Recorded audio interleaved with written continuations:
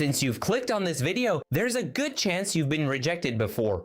Maybe it was your crush, maybe someone you really cared about, or maybe you're scared that one day it'll happen. Most people think rejection is one of the worst feelings in the world. It hurts your confidence, makes you question yourself, and can leave you wondering what you did wrong. But what if I told you rejection isn't actually the thing you should be afraid of? In fact, rejection might be one of the best things that can happen to you. I know that sounds crazy, but by the end of this video, I think you'll see it differently. The reason rejection hurts so much isn't because someone said no. It's because our brains naturally focus on the negative.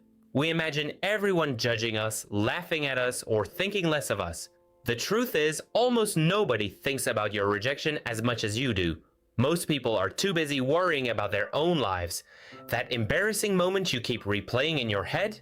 Chances are the other person moved on from it a long time ago. The only one still holding on to it is you. The biggest problem isn't rejection, it's uncertainty. Think about how many people spend months or even years wondering if someone liked them. They replay conversations, overthink every text, and imagine 100 different outcomes. That's exhausting. Rejection puts an end to all of that. It gives you an answer.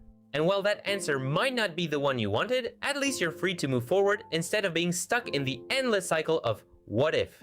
I remember hearing about a guy who finally worked up the courage to ask out his crush after almost a year of overthinking.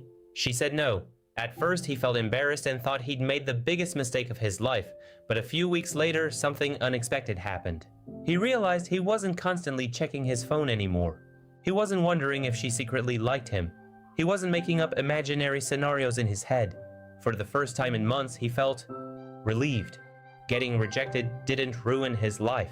It gave him closure, and that closure allowed him to focus on himself instead of chasing a question that would never answer itself. There's another reason a rejection is actually a good thing. It teaches you something that success never can. Every time you face rejection, you prove to yourself that you can survive it. The first rejection feels terrifying because you've never experienced it before. The second one hurts a little less.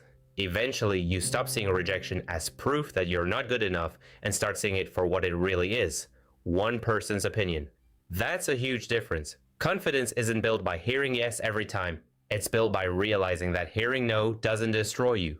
And here's something people don't talk about enough. Every relationship you've ever admired started because someone was willing to risk rejection. Every married couple, every happy relationship, every love story you've ever heard began with someone taking a chance without knowing the outcome. If nobody was willing to hear no, then nobody would ever hear yes either. The people who seem confident aren't fearless.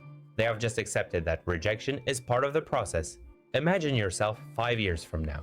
Which version of yourself do you think you'll be more proud of?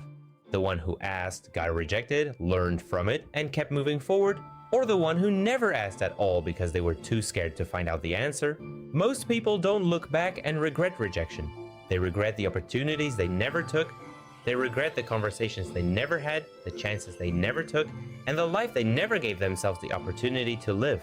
So if there's someone you've been thinking about for weeks or even months, don't let fear make the decision for you. Maybe they'll say yes, maybe they'll say no. Either way, you'll walk away stronger than you were before. One answer could change your life for the better, and the other will teach you that you're capable of handling more than you ever thought possible.